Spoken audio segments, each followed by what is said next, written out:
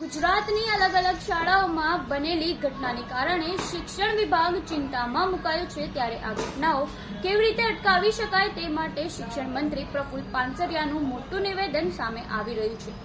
કાર્યક્રમમાં હાલના સમયમાં વાલીઓ દ્વારા બાળકોને અભ્યાસ બાબતે કરાતા પ્રેશરને લઈને પણ વાત કરવામાં આવી છે। તેમજ કાર્યક્રમમાં કહ્યું કે બાળકને ટકા લાવવા માટે પ્રેશર કરીને વાલી તેમના દુશ્મન બની રહ્યા છે।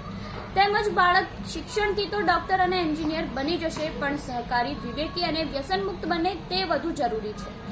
બાળકો દ્વારા થતા મોબાઈલના અને સોશિયલ મીડિયાના ઉપયોગ બાબતે પણ તેમણે કહ્યું કે તે સરકાર સાથે ચર્ચા કરશે, તેમજ તેને લઈને એસઓપી તૈયાર કરવામાં આવશે। અમરેલીમાં બનેલી ઘટના જે એકમાત્ર સેમ્પલ છે।